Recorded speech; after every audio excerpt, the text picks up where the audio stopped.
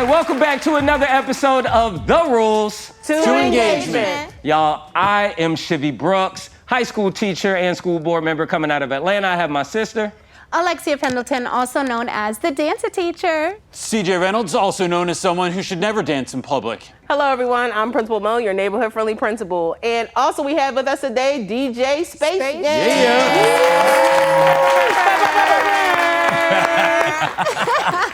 Well, listen, you guys, today we have an exciting episode ahead. One of my favorite people, one of my favorite Atlantans is in the building. Y'all give it up for New York Times bestselling author Nic Stone in the building. Man, this is gonna be amazing. I'm really looking forward to this. I think it's just some really hot topics around literacy that we're gonna be able to lean in on today. Yeah, y'all get ready, buckle up. Lex, what you got? All right, y'all. So as we get into our hot topics today, we really know that there is a literacy crisis in our country. A lot more kids and grown-ups do not know how to read. But how do we build that love for reading? That's what we're gonna get into today. So how can we help engage our students in reading from early childhood to high school and beyond so that we can build some great readers? Because if you can't read, you don't have knowledge. Right. So let's get into it. Can't read, you can't lead. Yeah. Ooh, can't bars. read, you can't lead. I mean, right? I'm sitting next to CJ. Like, readers are leaders, and I think one of the things we have to do, and you know, I'm so excited to have Nic Stone on today because I want to dig into this. But we have a mutual friend, Randy Rebai, who's an author as well, and Randy in his class was constantly talking about reading. He was constantly talking about what the book was he was reading before class would start. Yo, y'all, before we even get into this, I gotta tell you, like, here's this book that I'm reading right now. He made it exciting. He made kids want to go, wait, what are you reading? What's going on right then? And then creating space in our classrooms to just read without it being assessed, without it being something I'm gonna have to ask questions about. Like, just chill and read. Let's start creating those spaces and places for our young people to engage in something without feeling like there's an assessment or a test afterwards or something like that. I think that's part of like what I've learned from my friends along the way as well. Yeah, I would agree with you. I think, you know, we really got to get kids to read for fun. Yes. And I find that with my students who have better Lexile scores than others, they're typically reading for fun. And I see that as the gap. I always say, you know, we're good at what we do, right? And so the more our students are actually engaging in it, like because they genuinely want to, I think that's where you get the better outcomes for our kids for sure. Yeah, and to foster the love of reading is one thing, but then to know how to teach it is another. And so the reality is that, and what we are finding out is that teachers, when we go through training and things of that nature, when we go through our programs, they really don't teach teachers how to read properly. So then that also contributes to this literacy crisis that we see, and that's why you now see the rise of science of reading. Okay, so we're going back to hooked on phonics. It worked for me. Like, you know what I'm saying? So we're going back to that and learning about phonemic awareness and learning about segments and phonemes and you know, all of the different terms and ways of how we learn how to read. And so once we build that confidence at the early literacy level, then we can then learn to read, and then later on we can read to learn. Come on. Facts. Come on, And bars. like Mo said, I think a lot of the times, you know, of course we want to build academic knowledge and discussion and reading to our kids early, but reading is like neuroscience. Yes. You're literally connecting different areas of the brain with the phonemic awareness and the phonics. It's like a bridge that takes, you know, looking at a letter and connecting it to the sound. So it's a very difficult, complex process. And so many schools and districts adopted curriculums that did not teach that science, that brain. That's the part that I'm struggling with. Like, how did we get to the point where we said, you know what, that's working, let's stop doing it? I'm not even going to say it. Well, there's a lot of things we do that with. That's a whole other thing. episode. But what I wanted to connect to, too, is it's a part of neuroscience. And one of the things that we took away from early learning was play and movement and recess. And so a part of reading is both fine and gross motor movement. And it's not just looking at words or looking at letters and then connecting it to a sound. It's all of that. And so when you take those key pieces away at the early level, that's why you see The kids at high school, they suffered as a result of that. Yep. But that play, it also created space, right? Where like we try and teach all kids to read the same way, and it's just not happening, right? So when I know you see this too, like you get kids in your high school classroom that are on a kindergarten to second grade reading level, and we're just going, well. Like, no, what's the root cause, bro? Like when there's a 1 in 5 chance that students are dyslexic, but we're not helping those students to give those teachers the tools. Because as a high school teacher, I do not know how to teach kids how to read, but I'm being called upon to do that. And so it's like giving teachers the tools, getting real about where a kid is, and stop just pushing them through because they're nice or something like that, and like getting real about it. So. And in New Jersey, they actually just passed legislation to require schools to have dyslexia screening. Yeah. So Yeah. it's important. And I think, you know, in order to engage our kids, we have to be knowledgeable as adults. And it's very complex, as we have said, but we have to think about it from early childhood on. Yes. And then give the older teachers that teach the older grades, what can we do to help if I get kids that are in high school that are not reading up to par. Yeah. Like, Giving what are them you the tools they what need, tools right? or Stop giving me a screwdriver when I resources. got a nail in front of me. Like It's not Right. going to fit. No, and I think often what I get frustrated with as a high school teacher is like there's so much literacy focus specifically on like the 3 to 5 level, right? Yes. And you might get a little bit for the middle school. They might give you some 6, 7, 8. But when it comes to high school, it's almost all like they content. treat it like it's so far gone, and there's not the focus for interventions for that age group. And I think that's what, honestly, we got to get that together, because just because we miss taking care of what these kids need before doesn't mean we get the opportunity to give up. Yeah. Yeah. You And can't just go to everybody else. You know, they're too. Yeah, like I said, they're too far gone. It's nonsense. And there's a student that is actually suing because she graduated Man, you saw with that? honors. Yes. No, what's and this? She couldn't read. Yeah, she She couldn't read. goes to college, Graduated high graduates with school. honors and everything, cannot read. Yeah. So she's suing her district. Wow. Yeah, that's crazy. But I would offer one thing to you. I actually believe like there's an additional tax on our kids who struggle with literacy. How many of our kids Just get pushed graduate through. high school, get accepted to college, go to college, take the entrance exam, don't do well, and then now they got to take the remediatory 100 level Classes. writing classes and reading classes and things like that you don't get credit for towards your graduation, but you still got to pay for them. So there's an additional tax put on our kids when we're not doing what we need to do to make sure that they can reach literacy. And I wonder if it's a systematic thing, because if our kids can't read, then they're not going to have the knowledge and the history that they need to combat the system. Yep. And it's repeats. And then not get to that living wage. Exactly. So we want to make sure that we are equipping our kids from a very early age so that they can compete in this world and have the knowledge inside of them so that they can be confident, they can move with purpose and passion, and And they can take care of themselves. What do y'all Exactly. see as being the consequences of when our kids aren't able to read to learn?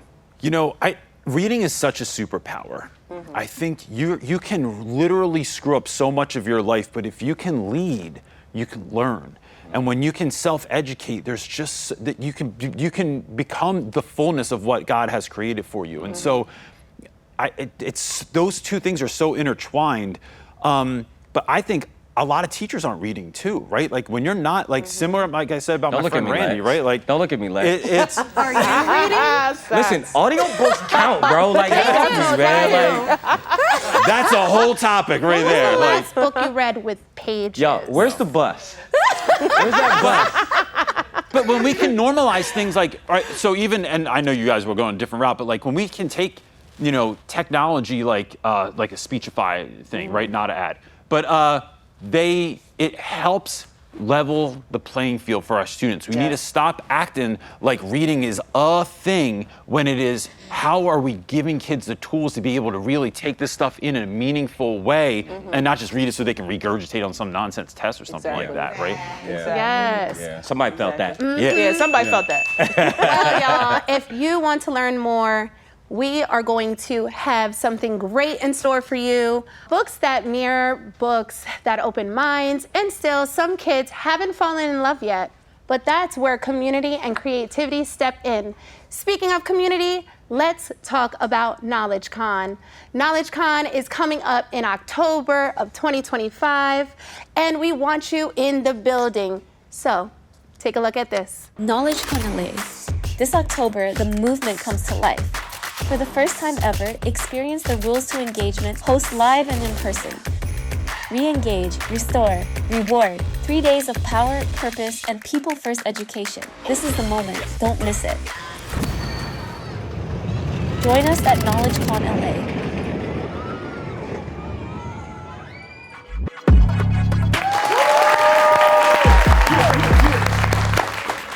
We've talked about the why. Now let's meet someone who's redefined the how. Her stories inspire, challenge, and light up classrooms around the country. Listen, I am so excited about our next guest. We're talking about someone who is probably one of the most banned authors in America today, but writes stories that absolutely every child should hear. Y'all make some noise for my friend, Nic Stone. Hey. Welcome. Thank you. Welcome in. Thanks, guys. How you doing today? Yeah, look, this is the littest educator thing I ever done in my life. Come on now. Come on now. Flip that. Yes. Clock back. Yes. All right, first off, I'd be remiss if I didn't acknowledge the shoe game. You are up here just yes. stepping. I mean, everyone is. Oh yeah, we don't play. We don't play around here. Play Okay? like a shoe Yes. show off. We outside. So Nic, you have a new book out. Oh, don't I? Come on now. Yeah. Entitled Dear Manny. Alexia tried to throw me under the bus about not reading, but I want to let you know. Don't be reading, girl. You don't be reading.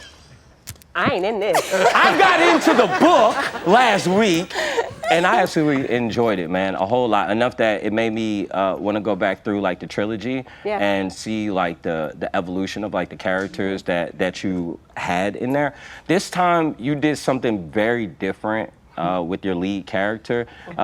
Share with the folks like what'd you do different this time, and like what was the motivation for that? He's white. Okay. That's what I did different. Every character I've written thus far, every main character has been African American, but they want to ban those ones. So this is my social experiment, friend. Wow. I want to see if they will ban the book about the white boy, even when it has the same message as the books about the black boys. How you think it's gonna play? I have no idea.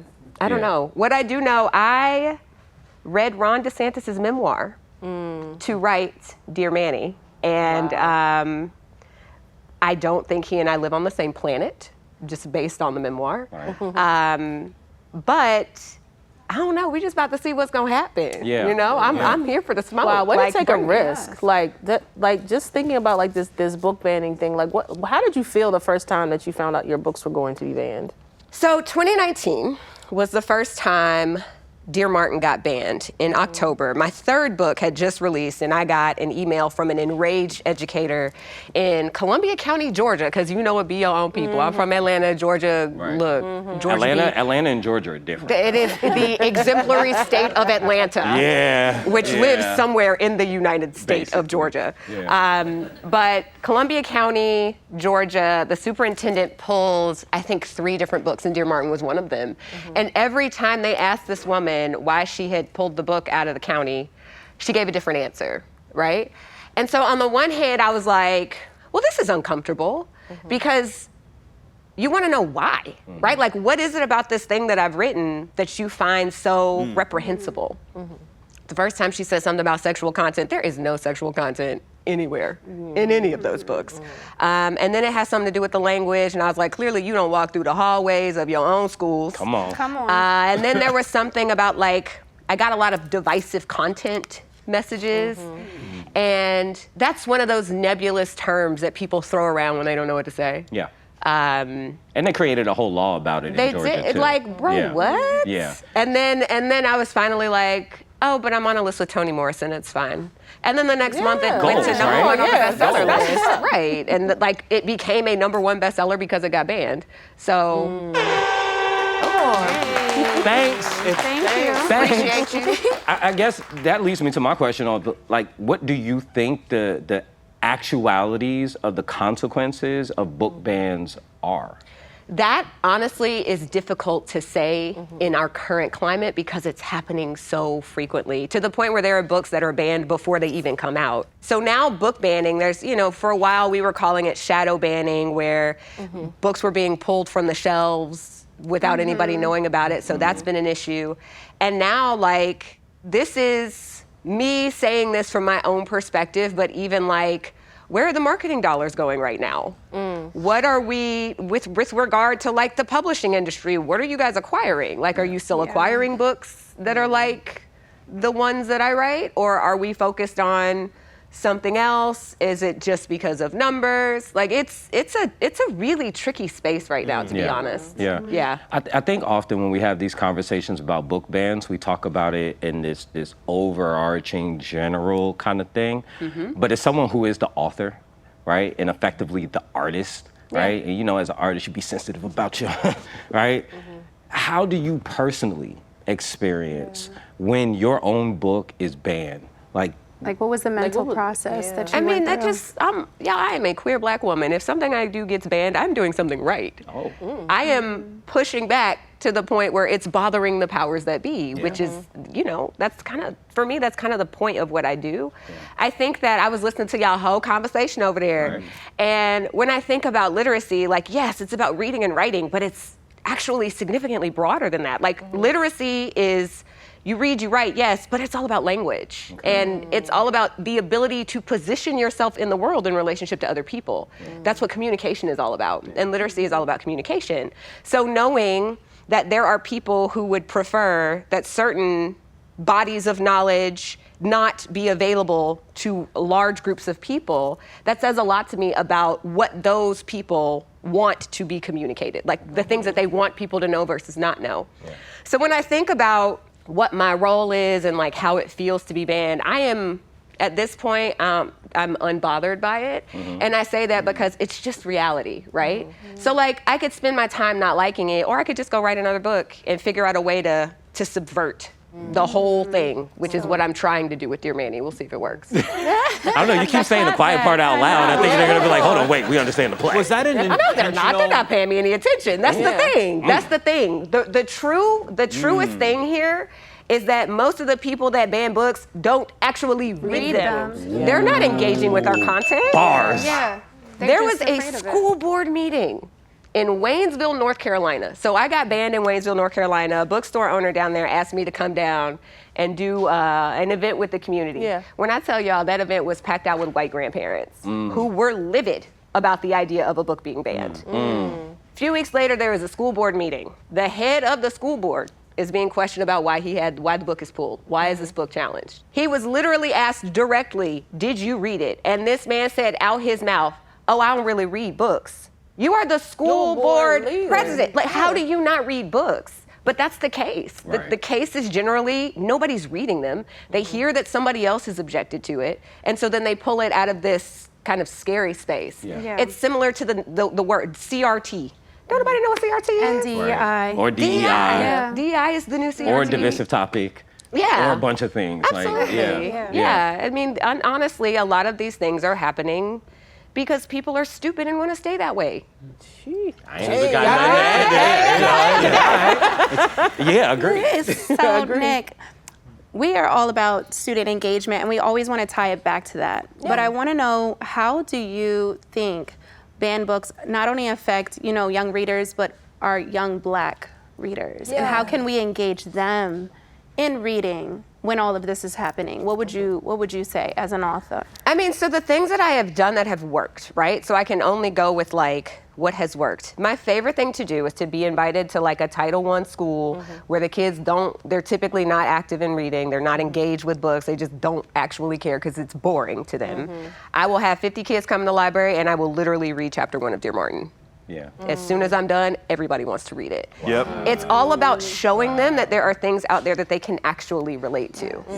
And I think I love that. Thank you. You don't, like in the upper grades, like I read to my kindergartnners all the time. But like in the upper grades, are we reading to our kids? They need it. No. They need it. And I'm gonna push back on something you said, Sarah. Please, do it. So I'm here for you were probably joking, so if you were joking. No, please.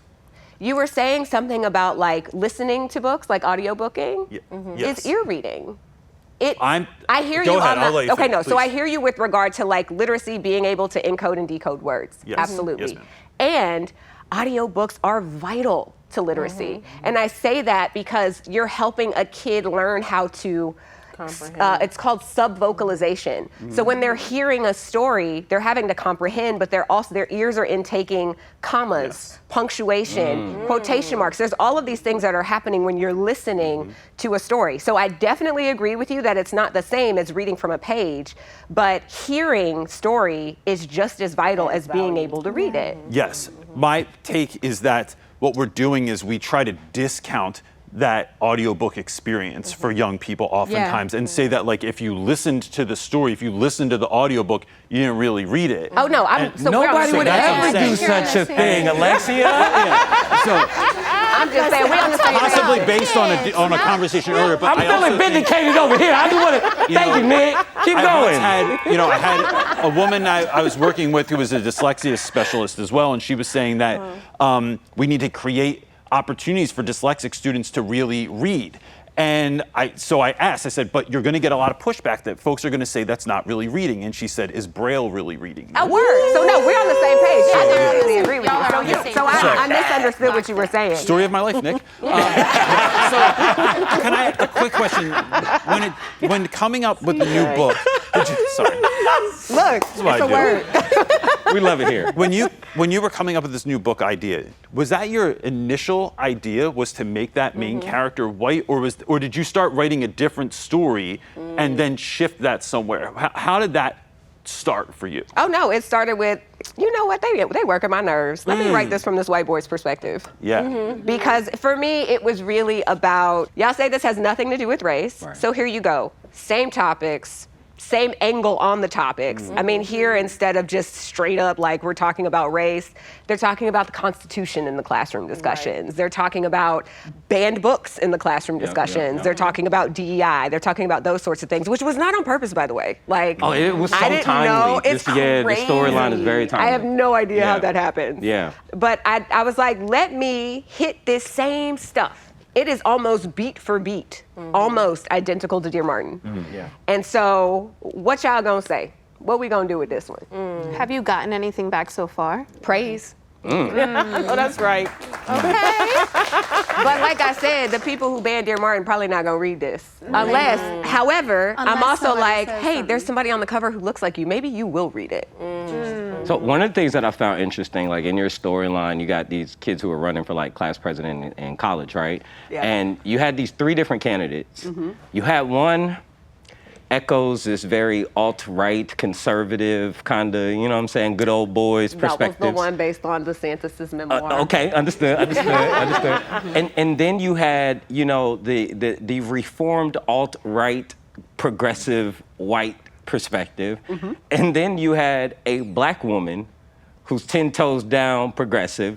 It just rang for echoes of something we just went through last year, maybe, right? And I was wondering, because we didn't have that middle of the road white male voice perspective. And I was wondering, like, what was your intentionality behind creating like this 3-person race and kind of dissecting those 3 things? And it panned out one way. I don't want to spoil, but it panned out one way. But I'm curious if like you were sending a message bigger than just the storyline as to what we need right now. Absolutely not on purpose. Yeah. I just, 3 characters were in my head. The girl is saying things, she's me saying things in this book that I can't say without getting canceled.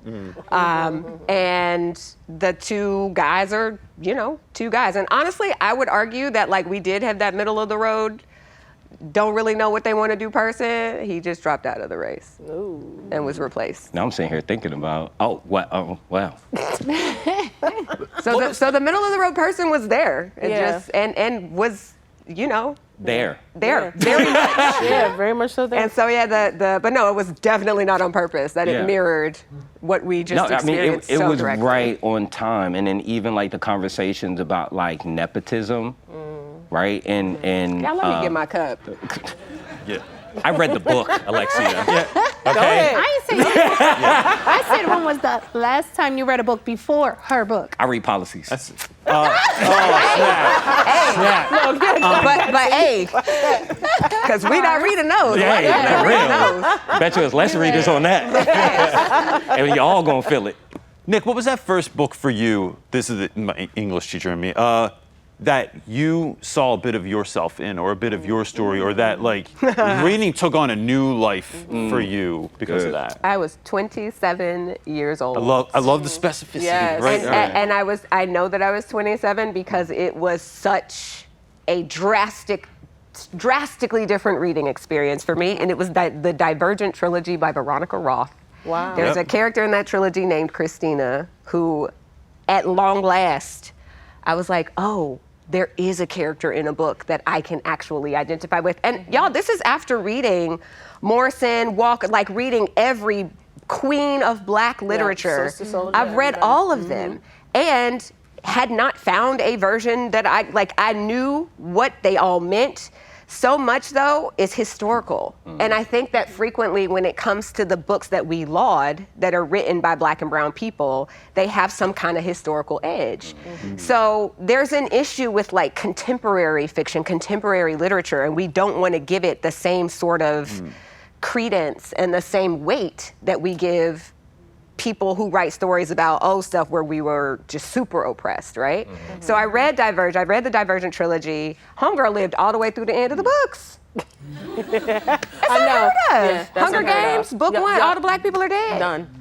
I read That's so like many every horror movie. dystopias. Yeah. Yes. Every Star We Trek don't make it that episode. long. And I always thought we had good survival instinct. So I'm just like curious You about like this this. is not some off that door. Because first of all, the Yeah, we're not plot- opening the door. We're not Right. checking for the sound. Or, you know, Oh no, we out. if you run, we're running. We're not asking. I have a vivid memory of sitting in the theater watching I Still Know What You Did Last Summer. Man. Oh, man. And when Mekhi Phifer walked out the woods at the end of the movie, I didn't know what to do. Yeah.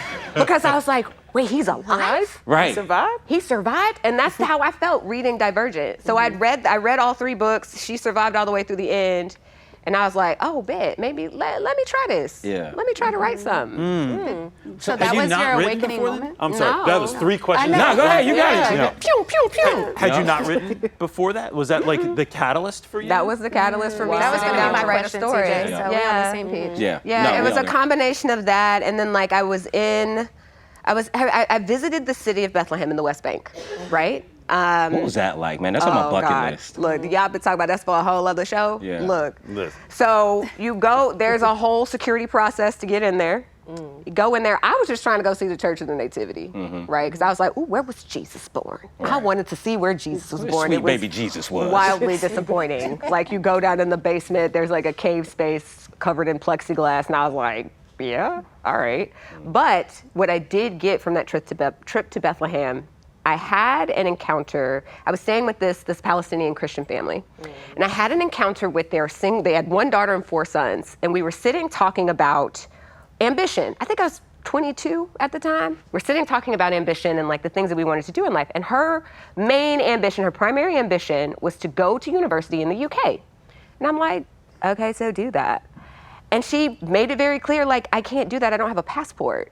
And I'm like, well, go get a passport. She's like, I can't get a passport. I don't have a country of nationality.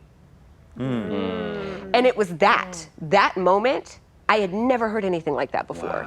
Like, obviously, I have friends who were undocumented when I was a kid. Yeah. Her family's been in Bethlehem for 5 generations. Right. It's a whole other thing over there, right? Right. But hearing this story that I had never heard before, that I didn't think was possible as an American citizen, I'm born in a country, that's the country I'm a citizen of, it wasn't the case for Grace.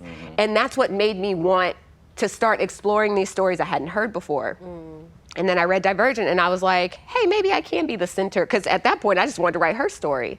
I hadn't seen my own story in a book, so I'm thinking that my story doesn't exist in a book. But then reading Christina really helped me to see that, like, oh, if I want to see it, I'm probably going to have to write it. Yeah.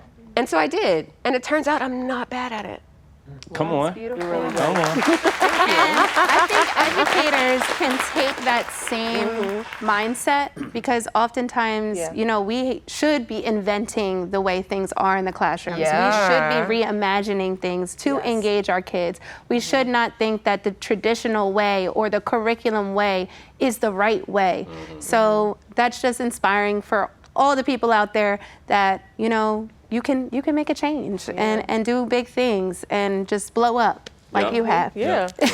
And start late because I was thinking that maybe you were younger. never too No, late. It's right, never not at too all. late, y'all. Yep. Yeah, it's never too late. Hey, I love 27 is that. going to be very young for me. I don't know what y'all talking about. What advice would you give to writers, especially somebody who, like, I know for me, I know I got a book in me that has not been written yet, right? Yeah. CJ's an author, right? And there's Not some of on the us. same. That is weird to say. That's like I'm in a cover band and she's in the Rolling Stones or something. Like, they play music, not the same. Not the same. What advice would We you? good, CJ. We good. What advice would you give to writers like in this climate about what you believe is needed and how they should be showing up? Turn the news off. Turn the TV Turn the off. TV Turn the off. TV Turn off. the TV off. That is the first piece of advice I have. Break that down a little bit. How come? Because it's an art form. You cannot actively engage in art if you are anxious. If you are, like, there's so many things, like, yes, you can pour your anxiety into art, but like, I can create if I'm anxious. There are so many things that we are being fed from multiple directions. I took like 30 minutes a couple of weeks ago, and I decided to watch 3 different news channels. They all say something totally different. Yeah. So just knowing, y'all, news is gossip. We are, at this point, we are tuning into gossip at all times. And I understand wanting to stay informed, but at this point, if I want to create well, staying informed about things that I can't do anything about doesn't help me at all. So for me, it's looking at what do I have in my toolkit, right? As a writer, I got words, I have feelings, and I have people. I have relationships, I have communication. So how do I take those 3 things, let my brain do the things that my brain needs to do, and create something that only I can create? My second piece of advice is to read widely. Like, read outside of your comfort zone, read outside of your discipline. Read, like, right now I've been on this like branding and marketing book kick. Not because I'm trying to build a brand, but just because some of the stuff in there is really Fascinating. interesting. Yeah. And there's a lot of things about innovation in there, right? So we're talking to educators. Educators, I could not more highly recommend that you read a book called Alchemy by Rory Sutherland. It's a marketing and branding book, but it talks about the ways that we lean so hard into logic that we just repeat the same mistakes over and over again because they supposedly make sense. But like sometimes you got to step outside of what looks like it makes sense and find the thing that speaks to the human experience. So making sure you're reading widely, also vital. Also, the last thing I would say to writers is please just write. There are so many writers that are just not writing, and I understand that it's hard. But y'all, when I got writer's block, I just write badly. Like, it's okay. I'm How gonna do have you to do fix that? it anyway. Do you have like a set amount of time where I it's set a like, timer, I've heard Neil 100%. Gaiman say like, I'm either gonna write or do nothing. That's it. Like, so like, is it? How did you come up with that concept, and what does that look like in real life? So like, someone just heard you say that, and they're like, all right, how do I do that? Yeah, set a timer and just force yourself to write and write only for the length of that timer. Yeah, I am super ADHD, like hardcore. I cannot write for more than an hour at a time if I'm feeling any sort of block. So I will just set a timer, put my phone over there, computer, Wi-Fi's turned off because it's easy for me to just go off to other things. So I set Amazon that shopping or timer something. and I'ma just type. Yeah. We just gonna write and it's gonna be garbage. And I'm okay with it being garbage because at the end of the day, I gotta revise it anyway, right? So recognizing that you are absolutely not gonna get it right on the first try, guys. I love that. But that's huge, right? Because even with our young people, right?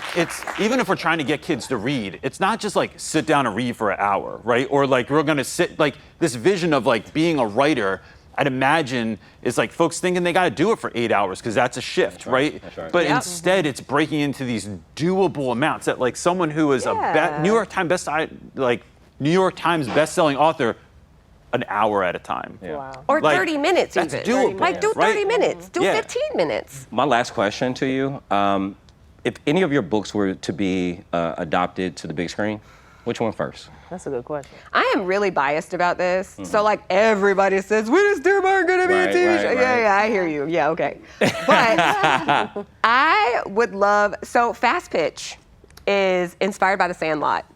And that is my That was favorite my movie of all movie time. back in the day. Favorite movie of all time Killing me ever. soft. I used to watch that movie like 2 and 3 times a Yes. day Yes. during the summer.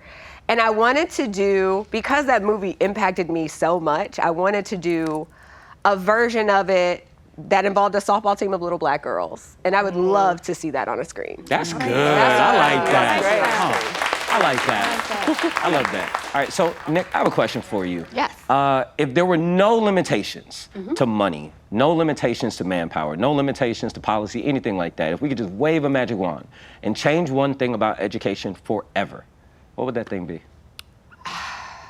Only one thing? Just one. Right. Okay.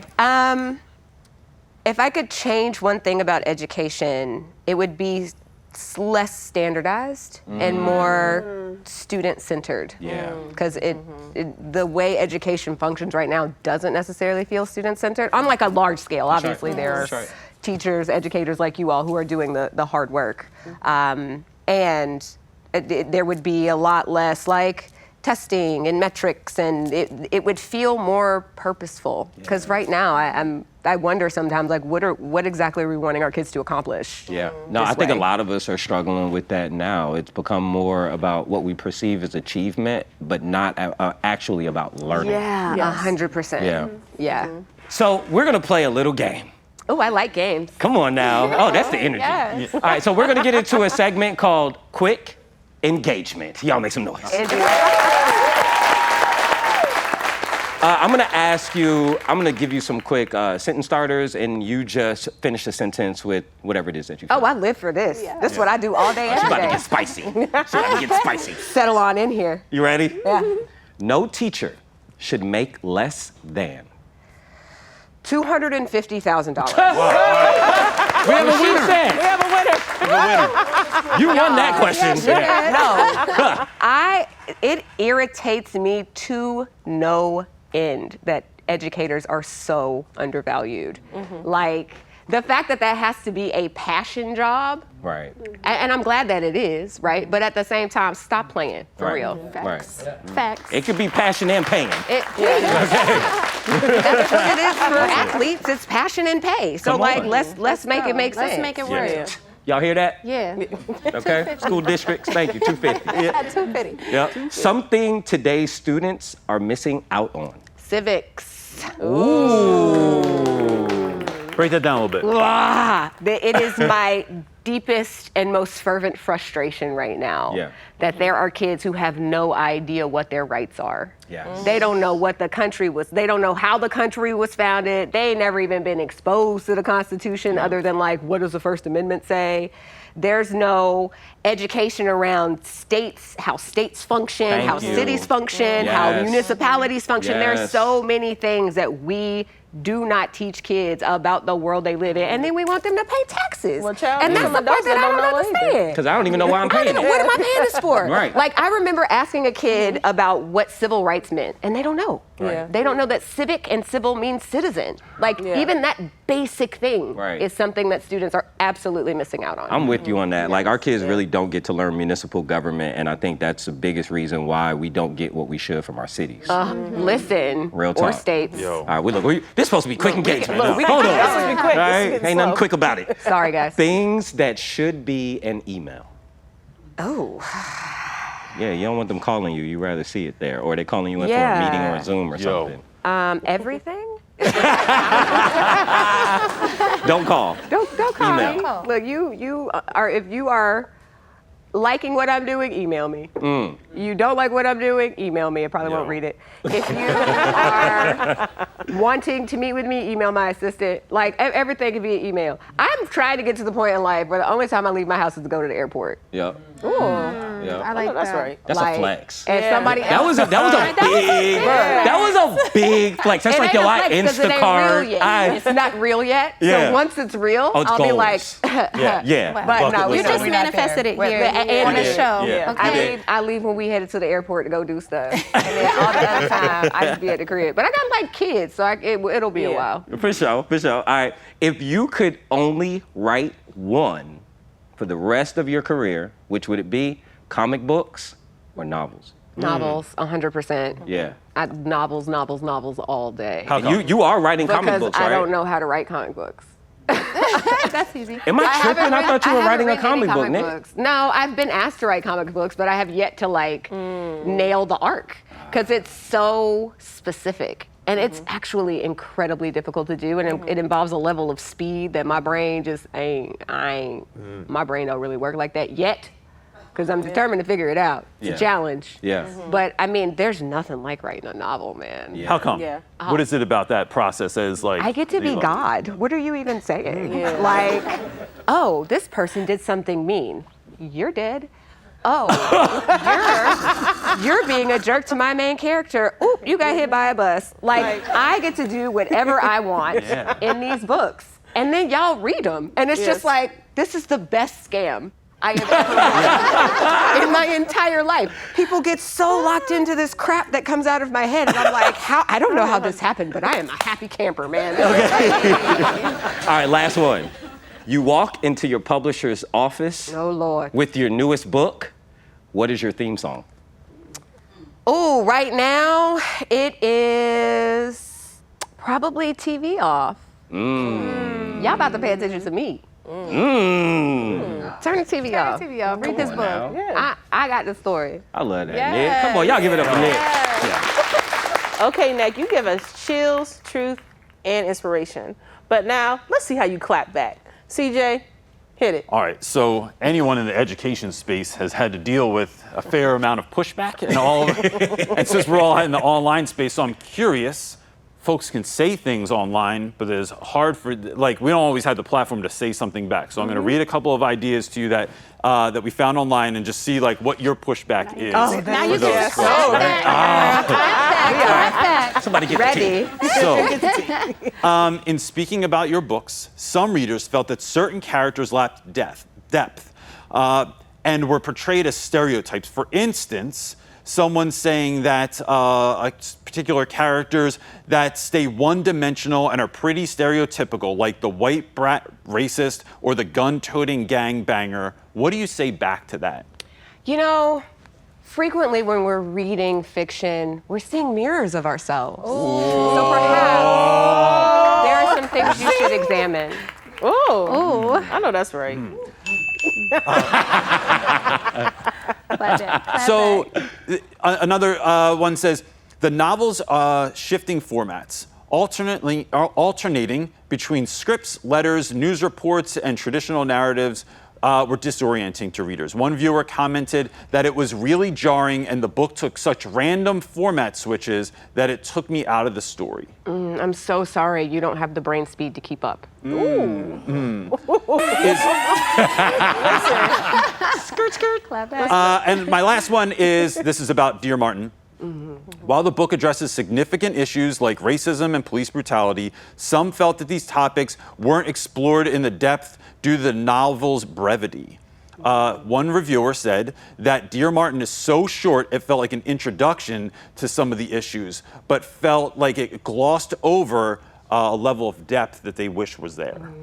Well, thank you for buying it and contributing to my child's tuition. You know, after hearing these, Nick, can you fight? No. And can. It's giving she got hands. Yeah, it's giving she got hands. It's giving Nuck if you buck. It's giving you're the type of kid that's in my office. FOFA. Yeah. Oh, 100%. Probably taking the desk apart because I ain't listening to you talk right now. I'm on my own thing. Hilarious. And that's it. Educators and school leaders, if you're serious about re-engaging students and fighting chronic absenteeism, you need to check out Knowlej. That's Knowlej with a J. It's a game-changing platform that rewards students for showing up, participating, and leveling up, whether that's with gift cards, sneakers, or concert tickets. See more here.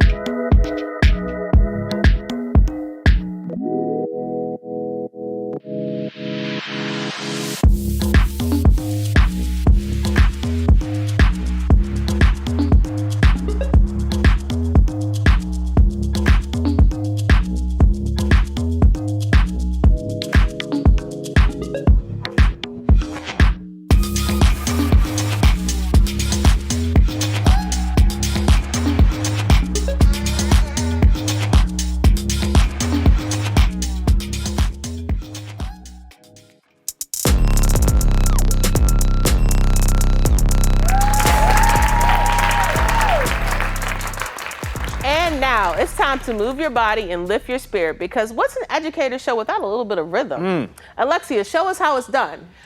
All right, y'all, you know, at Rules to Engagement, we love to end the show with Rules to Movement to get our bodies moving, grooving, and feel that joy. So, girl, you ready to rock with me? Let's do it. All right, we're going to hit a little Harlem Shake action. DJ, drop that beat. Hey, hey, hey. Get it, girl, get it with the Harlem Shake. Get the shoulders.